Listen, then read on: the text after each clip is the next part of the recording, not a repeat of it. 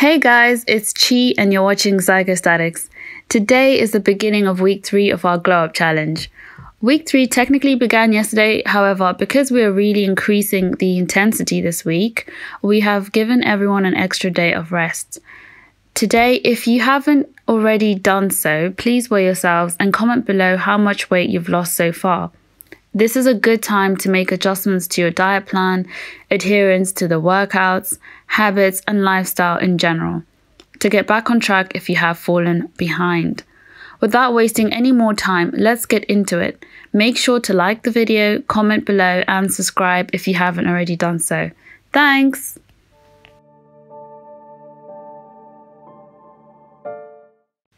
So I'm going to be walking you through the first set of each exercise to ensure you get the mind-muscle connection right.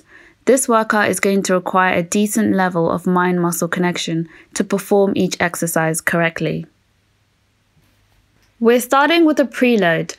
The first exercise is calf raises. For this, lean against the wall, standing about 2 foot lengthways away, and place all your weight on your tiptoes. You're then going to use your calf muscles to tiptoe up and down slowly in a smooth manner. We will do 20 reps.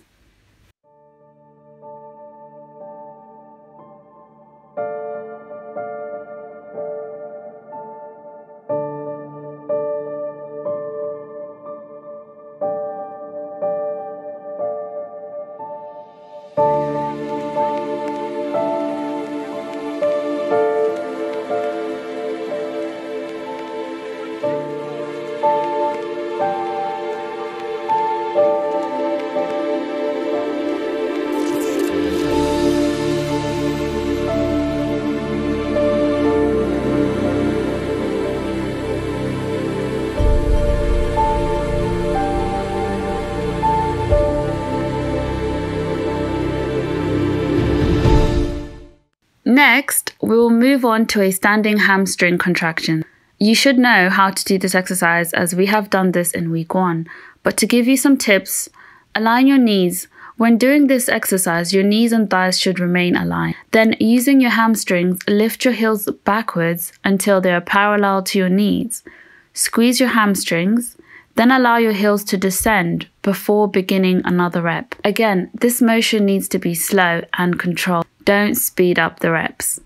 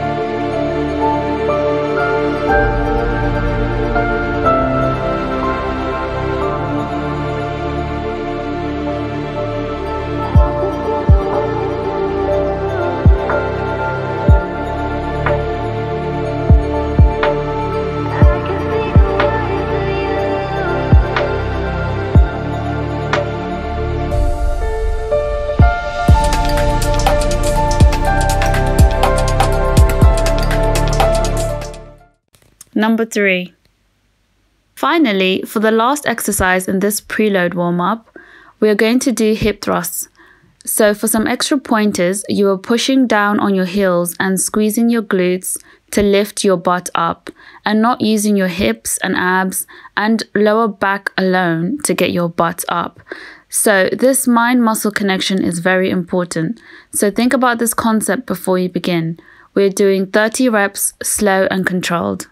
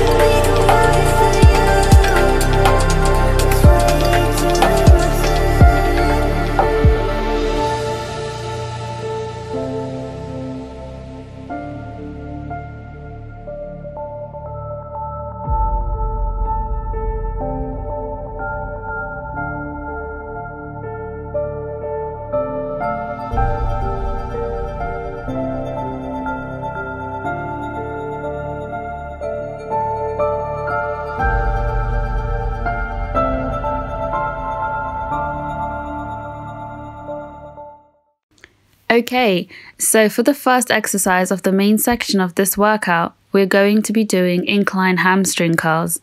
Now, this exercise requires a good understanding of mind-muscle connection. Sit down next to a higher surface. It can be an armchair. Sit far enough that your legs form a relaxed L shape. Now, lie back. What we are not doing is hip thrusts. We're not using our glutes at all. We're also not lifting our hips off the floor with our hips and other core muscles. These are all relaxed in this exercise. Think about how we used our hamstrings to lift our heels up off the floor in the second exercise. This is exactly what we're doing here.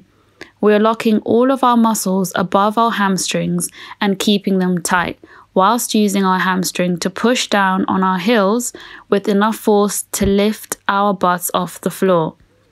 Practice a few times to get it right and then jump in. We're doing 3 sets whilst reducing the reps by 2 after each set.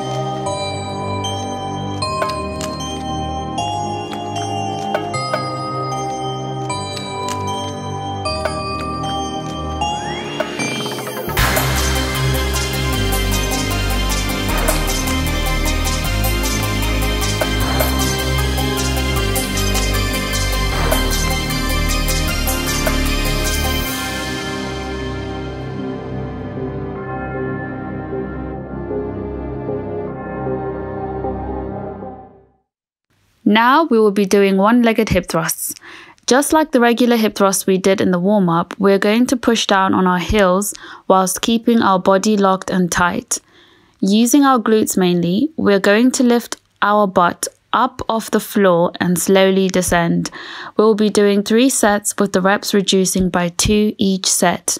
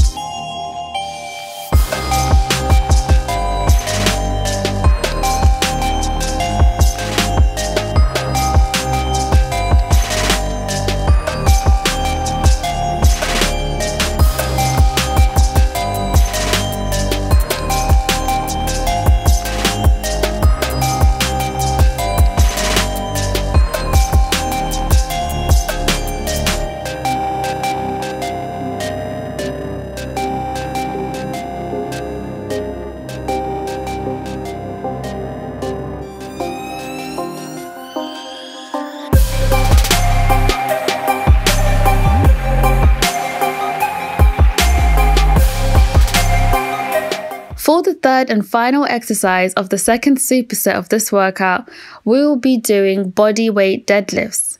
Now, this exercise requires quite an advanced understanding of mind-muscle connection to pull off, so I'll walk you through it in some detail. First, we are standing with our feet apart, not super wide, but a decent distance apart. Our legs are slightly bent, and this is important to protect the knee joint. Note, we are placing the majority of our weight on the front side of our feet, not the heels. So what we'll be doing is lowering our torsos whilst keeping our legs fixed in this position. To allow us to get low, we will contract our hamstrings really tight to ensure we are stabilized. That's the basic principle of this exercise. We're trying to keep our legs in this position using our hamstrings to stabilize on the descent phase. We are not simply moving our hips backwards, but rather keeping them stabilized in this position. You should feel the stretch in your hamstrings if you're doing it right, and your knees should not bend much like they do in a squat. We're keeping them slightly bent but fixed in this position. When descending and ascending, try not to arch your back too much. Keep your back relatively straight and in a neutral position.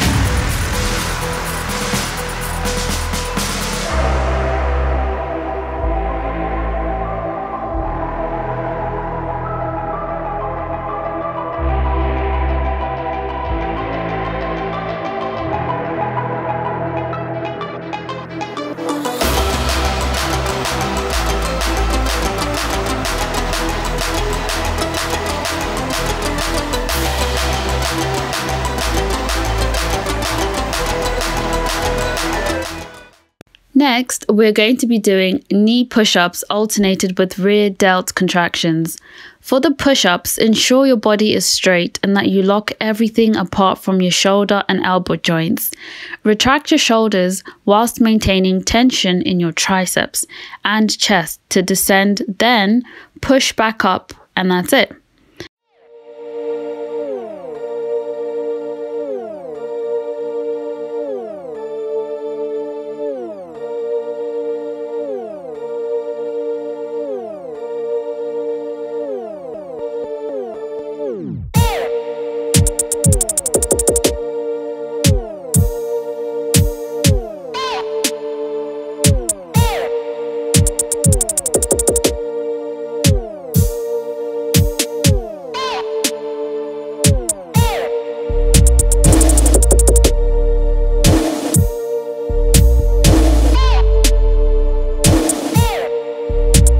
For the rear delt contractions, you are pushing down on the back of your arm or elbow. This motion should be with enough force to lift your torso off the floor. So we're not using our abs at all to sit up, but rather using muscles on the back of our shoulders and upper back to push our arms backwards into the ground to lift our torsos up. Hope this makes some sense.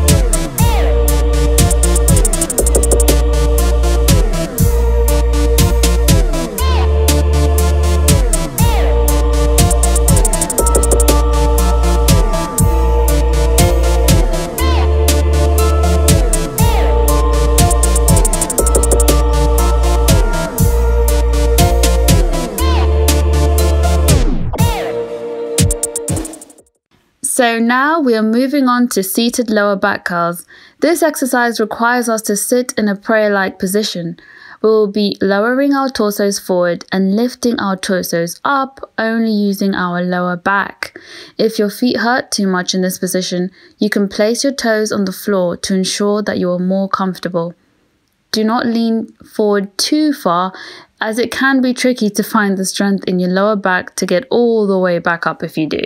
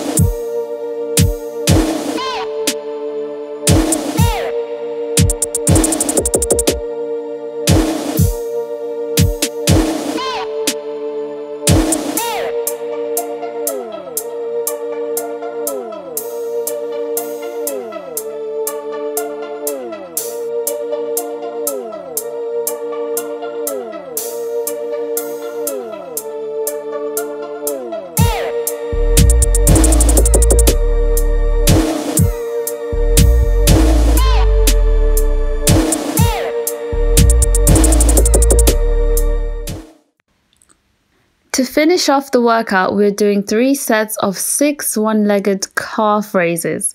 Just like the first exercise, the same things apply, but we're doing the calf raises on one leg.